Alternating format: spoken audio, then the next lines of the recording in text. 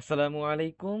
তো আমরা এখন ফান্ডামেন্টালস অফ ফিজিক্সের chapter 8 potential energy and conservation of energy চ্যাপ্টারের 24 নাম্বার প্রবলেমটা সলভ করব।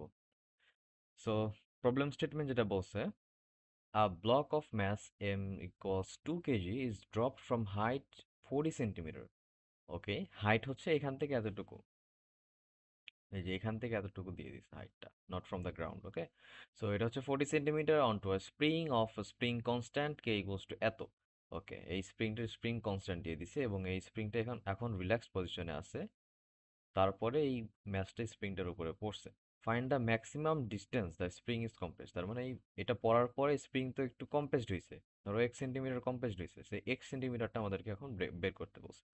ঠিক আছে, তো আমি একটু ডায়াগ্রামটা একবার আঁকাই। সাপোজ এই হচ্ছে আমাদের গ্রাউন্ড, আর এই হচ্ছে আমাদের স্প্রিং, যে কম্প্রেসড অবস্থায় আঁকতেছি, এটা হচ্ছে আমাদের কম্প্রেসড অবস্থার স্প্রিংটা। আর এই যে ব্লকটা এখন ওর উপরে পড়ে আছে।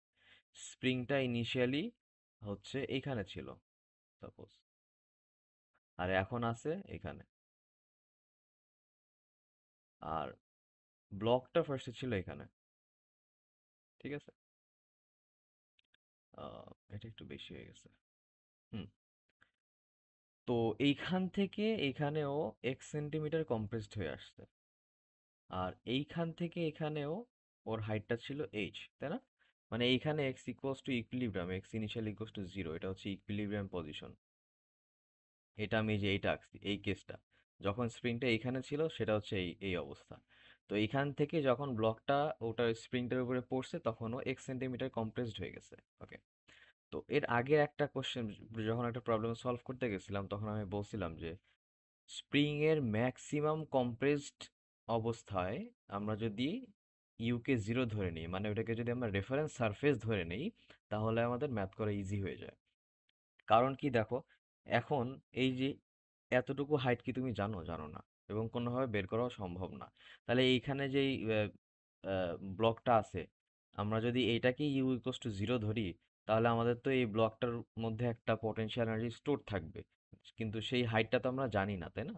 দ্যাটস ওয়াই আমরা এখন যেটা করব, স্প্রিং এর ম্যাক্সিমাম কম্প্রেসড পজিশন যেহেতু এইটা, তো আমরা এখন এখানে ইউ ইকুয়ালস টু জিরো ধরে নিব। ঠিক আছে, মানে এটাকে আমরা রেফারেন্স সারফেস ধরবো।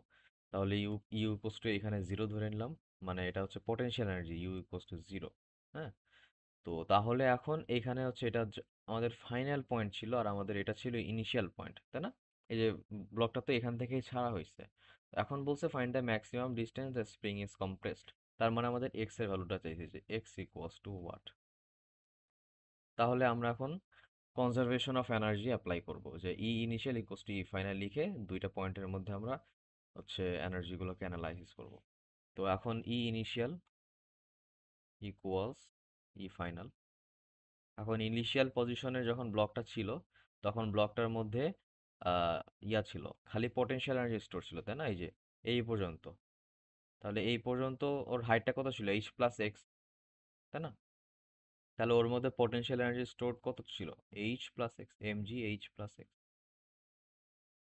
ইকুয়ালস টু, তারপরে ব্লকটা যখন এইখানে চলে আসছে, আমরা পোটেনশিয়াল এনার্জি জিরো ধরে নিছি, তাই না? তাহলে এই ব্লকটার মধ্যে এখন পোটেনশিয়াল এনার্জি কত আছে? জিরো আছে।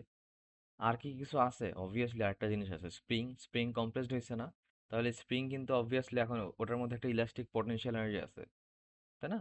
এখানে ব্লকটার পটেনশিয়াল এনার্জি জিরো, বাট ব্লকটা তো স্প্রিংটাকে কম্প্রেস করছে। দ্যাটস ওয়াই স্প্রিংটার মধ্যে এখন একটা পটেনশিয়াল এনার্জি স্টোর আছে।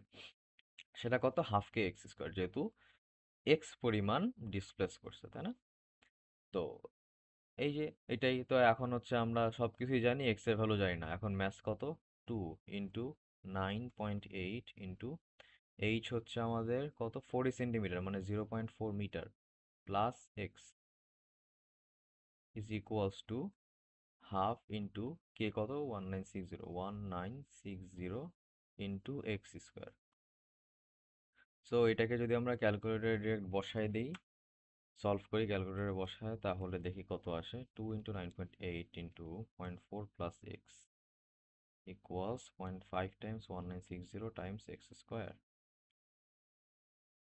তো এক্স এর ভ্যালু যদি তোমরা জিরো ধরেই ক্যালকুলেট করো তখন কিন্তু একটা নেগেটিভ ভ্যালু আসবে।